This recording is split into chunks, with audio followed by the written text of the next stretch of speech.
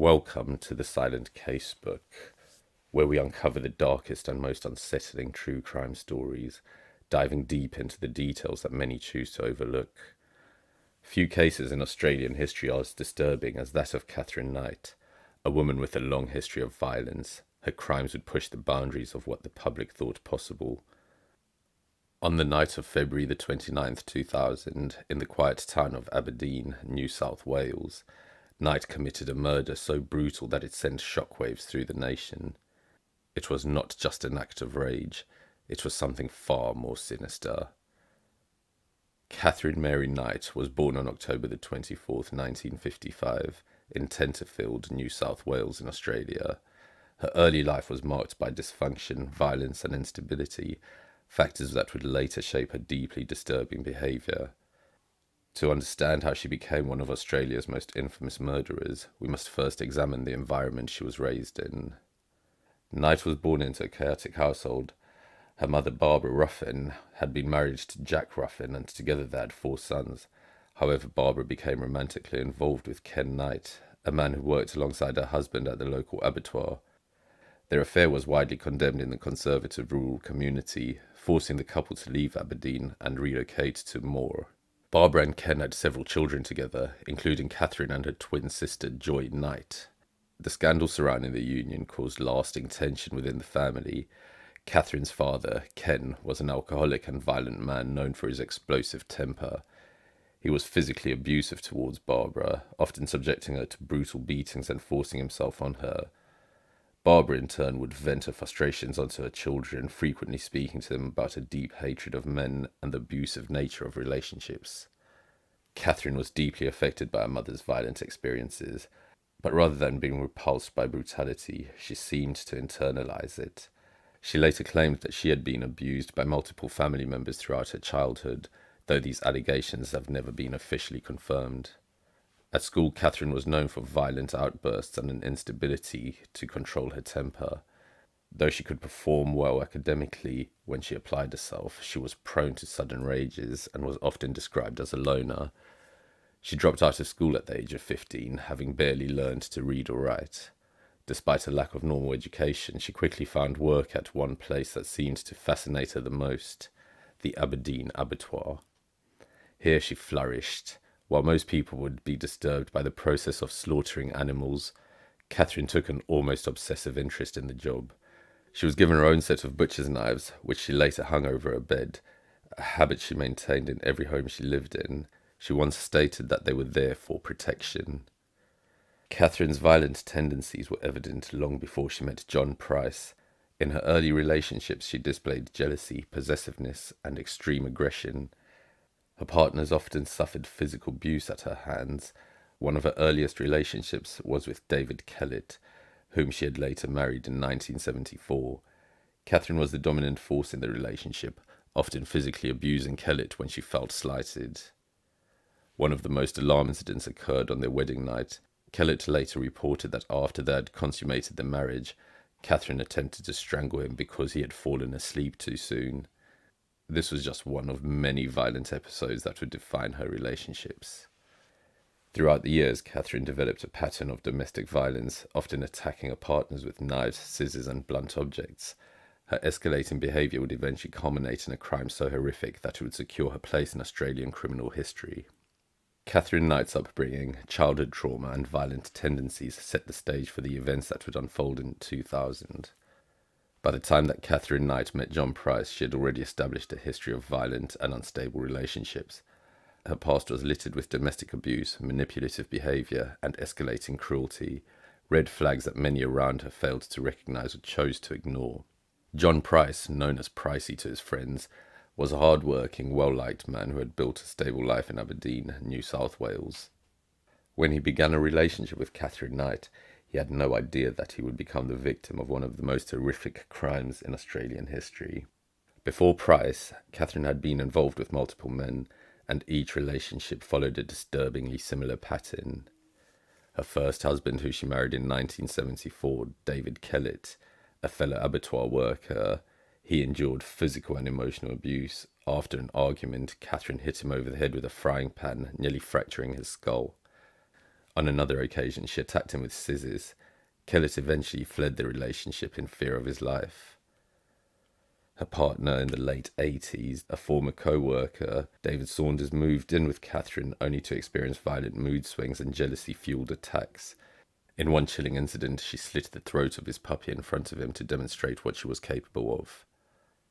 Another partner in the early 1990s, John Chillingworth. He was another short-lived relationship that ended when Katherine became physically violent, but not before the couple had a child together. Katherine's pattern of domestic violence was escalating. With each failed relationship, her rage intensified. By the time she met John Price, her actions had already crossed the line into psychological and physical terrorism. John Price was a divorced father of 3 when he met Katherine in the mid-1990s. Unlike her previous partners, Price was financially stable, well-respected, and had a good relationship with his children. He was known as an easygoing and kind-hearted man, which made it all the more tragic that he became entangled with someone as dangerous as Katherine. Initially, their relationship seemed stable. Price was aware of Katherine's volatile nature, but like many others before him, he believed he could handle her. However, her jealousy, possessiveness, and violent outbursts quickly became apparent. Price's family and friends warned him repeatedly about Katherine. His children refused to live with her, sensing that something was deeply wrong. Over time, the relationship deteriorated into domestic violence, with Katherine frequently attacking Price during arguments. The final straw came when Katherine demanded that Price marry her, and he refused. Shockingly, in retaliation, she took video evidence from his workplace, a first aid kit he had taken home, which, although minor, violated company policy. She sent the footage to his employer, resulting in his termination from a job that he'd held for 17 years. Price kicked her out of his home, but as with many abusive relationships, he took her back after she begged for forgiveness. However, his co-workers and friends noticed that he had changed.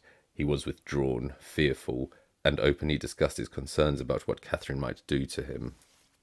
By February 2000, the relationship had become unbearable. Katherine's threats had become more explicit, and Price was genuinely afraid for his life. He told co-workers, "If I don't come to work tomorrow, she's killed me." On February the 29th, 2000, Price went to the police and attempted to file a restraining order against Katherine.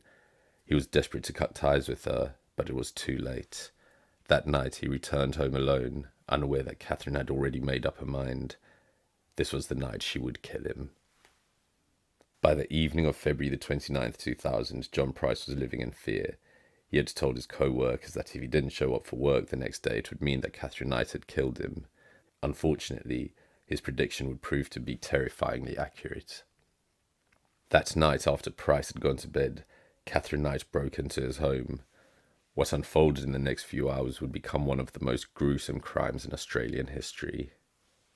What follows is extremely disturbing. At some point in the night, Katherine entered Price's bedroom while he was asleep.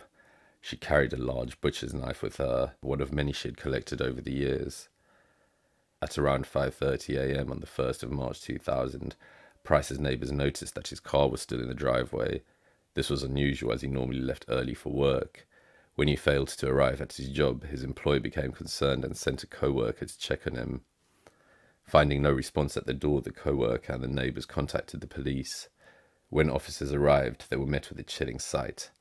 Blood smeared on the front door and a sense of foreboding that something horrific had taken place inside. When police entered the house, they discovered a scene of unimaginable brutality. John Price had been stabbed at least 37 times with a butcher's knife. The wounds penetrated vital organs including his heart, lungs, and stomach. The force of the attack was so extreme, so brutal, that several stab wounds left deep cuts in his bones. Blood covered the walls, floor, and furniture, indicating that Price had fought desperately to escape. Evidence suggested that he had staggered down the hallway, trying to reach the front door before collapsing in the living room. But this was just the beginning. The horror didn't end there. After murdering Price, Katherine skinned his body with surgical precision, using her skills from years of working in slaughterhouses. The entire skin was removed in one piece, a technique rarely seen outside of the professional butchery. She then decapitated him and placed his severed head in a pot on the stove along with vegetables and meat, an apparent attempt at cannibalism. Plates with intended servings of Price's cooked flesh were set out on the table, with name cards labelled for his children. On a nearby note written in blood, Katherine left a crude and rambling message accusing Price of alleged crimes against her family. The message was largely incoherent and was dismissed as an attempt to justify her actions. After completing her ghoulish ritual, Katherine took a large number of pills in what was presumed to be an attempt to overdose. She was found semi-conscious and incoherent on Price's bed when police arrived. However, her attempt at suicide failed and she was quickly taken into custody. The officers who first entered the house later described it as one of the most disturbing crime scenes they've ever witnessed. Many of them required counselling after the case due to the psychological trauma of what they had seen. When details of the crime surfaced, the Australian media exploded with horror and disbelief. The idea that a woman could commit such an atrocity challenged societal expectations and made the case even more infamous. Newspapers labelled Katherine Knight as Australia's Hannibal Lecter. Psychologists and criminologists were shocked by the level of brutality, stating that such crimes were extremely rare, especially when committed by a woman. The public was horrified, with many struggling to comprehend how someone could not only kill but also attempt to cook their victim. As the world processed the shocking crime, the question remained, why did she do it? The brutality of Katherine Knight's crime raised immediate concerns about her mental state. Was she driven by insanity, or was this a premeditated act of pure evil? Experts in psychology and criminology sought to understand the mind behind the murder, analysing her past behaviour, psychiatric evaluations, and the factors that led to such an unprecedented level of violence. As I mentioned, prior to the murder of John Price, Katherine Knight displayed a long-standing pattern of aggression, manipulation, and extreme violence. Psychological assessments after her arrest revealed a history of severe mental instability, but opinions differed on whether she was legally insane at the time of the murder. Throughout her relationships, she exhibited extreme jealousy and possessiveness, explosive violent outbursts, fascinations with knives and slaughtering, a lack of remorse for her actions. Knight had been admitted to psychiatric care on multiple occasions, often after threatening to harm others. She had once placed her infant daughter on train tracks, threatened to kill her former husband's ex-girlfriend, and was known to attack her parents with weapons. Despite these red flags, she was never subjected to long-term psychiatric treatment. Following her arrest, Katherine was placed under psychiatric evaluation to determine if she could stand trial. Experts assessed her mental state, and several key findings emerged. Many experts agreed that Katherine exhibited traits of borderline personality disorder, a condition characterized by intense mood swings, impulsivity, and extreme emotional reactions. While not a diagnosed psychopath, she lacked empathy and was highly manipulative and had no regard for suffering of others. Some reports suggested that Katherine had a detached sense of reality, particularly after the murder. However, this was contested by those who believed her actions were fully intentional. During questioning, Katherine Knight claimed to remember nothing about the crime. This amnesia was met with skepticism, as it was a common defense strategy in criminal cases involving extreme violence. Under Australian law, legal insanity requires proof that a defendant was unable to understand the nature of their actions or difference between right and wrong. Despite her history of psychiatric issues, the court found that Knight was fully aware of what she was doing. She had prepared for the murder, bringing her own knives to Price's home. She'd also staged the crime scene, setting the table and preparing the food. She'd also attempted to destroy evidence with a fabricated letter blaming the victim. Her ability to carry out such a methodical and calculated act indicated that she was not legally insane, that she knew what she was doing and understood its consequences. The trial of Katherine Knight was highly anticipated, as both the public and the media waited to see whether she would attempt to plead insanity or face the full consequences of her actions. However, what unfolded in the courtroom shocked many and led to a historic ruling in Australian legal history. Katherine Knight was charged with the murder of John Price, and prosecutors sought a life sentence without parole due to the brutality and premeditation of the crime. Given her history of mental instability, it was widely expected that a legal team would pursue an insanity defense, arguing that she was not of sound mind when she committed the murder. However, in an unexpected turn of events, Knight initially pleaded not guilty, indicating that she was willing to fight these charges. As the trial date approached, Knight changed her plea to guilty on October the 18th, 2001, just before jury selection was set to begin. This move surprised many, as it meant the case would not go to trial, sparing the jury from hearing the gruesome details of the crime. Even after a guilty plea, Katherine Knight never admitted to the murder or provided an explanation for her actions. She continued to claim she had no memory of the crime. Given the nature of the case, the judge ordered psychiatric evaluations to determine whether Knight fully understood her plea. When experts confirmed that she was mentally fit to stand trial, her guilty plea remained legally binding. On November the 8th, 2001, Justice Barry O'Keefe handed down his sentence. Katherine Knight was sentenced to life in prison without the possibility of parole, the first woman in Australian history to receive such a sentence. In his ruling, Justice O'Keefe stated that the crime was so horrific that Knight should never be released. Her lack of remorse, history of violence, and the extreme depravity of her actions justified a rare life sentence without parole. To emphasize the severity of the case, he ordered that Knight's prison file be marked "never to be released," ensuring that no future parole board could even consider her for release. The sentencing was met with widespread approval, as the Australian public and media argued that Knight was too dangerous to ever be freed. Many believed that her brutality warranted the harshest punishment available under Australian law. The conviction of Katherine Knight brought a sense of justice to the family and friends of John Price, but the impact of the crime did not end with her sentencing. The case continued to haunt those involved, from Price's loved ones to the investigators and legal professionals who had to endure the gruesome details. Even in prison, Knight remained a subject of fascination and psychological analysis. The sheer brutality of Katherine Knight's crime left a lasting impact on those who were first on scene. When police officers arrived at John Price's home on the morning of March 1st, 2000, they had no idea they were about to witness one of the most disturbing crime scenes in Australian history. Horrifically, what they found inside would haunt them for the rest of their lives. Veteran officers, many of whom had seen their share of violent crime, were left so deeply shaken by what they had encountered. The sight of John Price's skinned body, his severed head in a pot on the stove, and a staged meal set out on a table was beyond anything they had ever experienced. The level of violence and mutilation was so extreme that several officers later required counselling and psychological support to process the trauma. Some reported nightmares and intrusive memories, unable to erase the horrors of that morning from their minds. Following the historic life sentence without parole, Katherine Knight was sent to Silverwater Women's Correctional Centre in New South Wales, a maximum security prison. In 2006, Knight appealed her life sentence, arguing that a sentence of life without parole was too severe for her crime.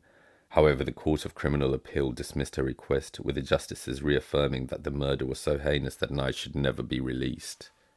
Sadly, the murder of John Price serves as a grim reminder of the dangers of unchecked domestic violence. Knight's escalating violence should have been a warning sign, yet she was never held accountable for her previous actions. Katherine Knight is now locked away for life, never to be released.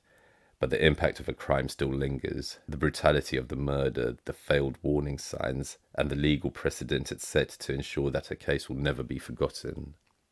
The story of Katherine Knight and John Price is a dark chapter in Australian history, one that serves as both a cautionary tale and a testament to the resilience of those left behind. This concludes the case of Katherine Knight, one of the most gruesome and disturbing crimes in Australian history, a crime that shocked the nation, challenged assumptions about violent offenders, and left a lasting impact on those involved. Despite warning signs, escalating violence, and clear red flags, no one could have predicted just how far Katherine Knight would go. Her life sentence without parole ensures that she will never walk free again, but the scars she left behind will never fully heal. This case serves as a stark reminder of the dangers of domestic violence and the importance of recognizing warning signs before tragedy strikes. If you found this case insightful and thought-provoking, be sure to subscribe to the Silent Casebook for more in-depth explorations of true crime cases, both infamous and lesser known. Let us know your thoughts in the comments. What do you think about Katherine Knight's case? Should the justice system have intervened earlier? Could this crime have been prevented? We want to hear your perspective.